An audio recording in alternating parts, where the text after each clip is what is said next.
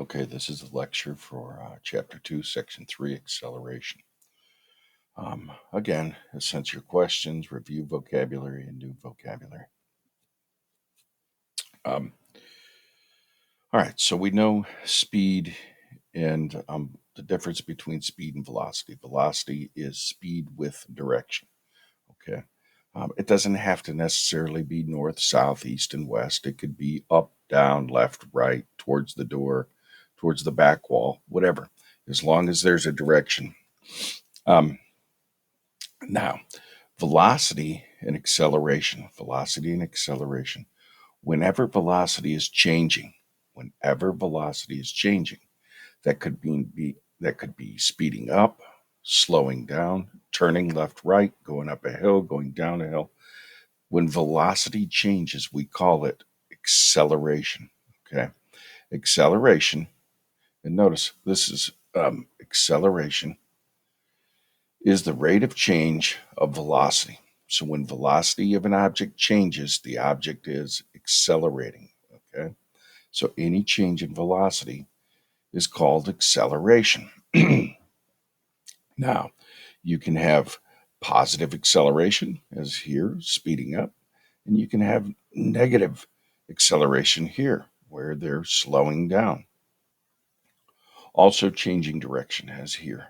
This is also acceleration. So, speeding up, slowing down, changing direction, going up, down, sideways, whatever. And whenever there's any change in speed, slowing up, speeding up, slowing down, or any change in direction, that is acceleration. All right, now over here we have speed time graphs. I will give you a worksheet of those tomorrow, most likely, or in the next few days, you'll get a worksheet on graphs, speed time graphs, and acceleration.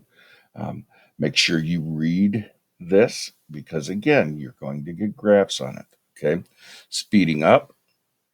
Okay, speeding up is going to go up at an angle. Here's some more increased acceleration. Acceleration is going up.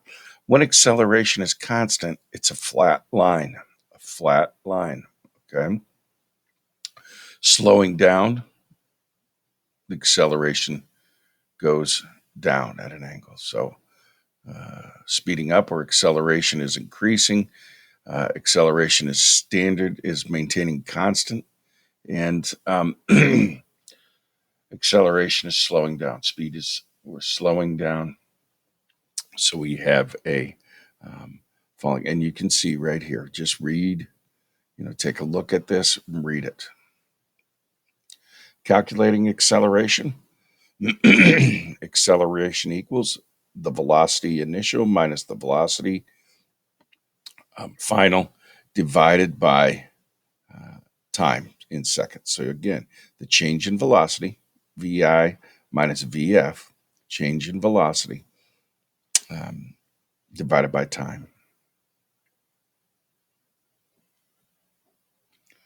And here are a few practice problems. Motion in 2 dimensions.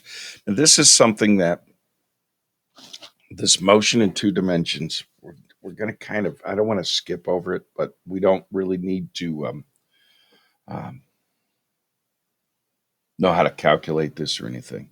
All it's telling you is if you look at the girl here, this girl is shooting a rubber band.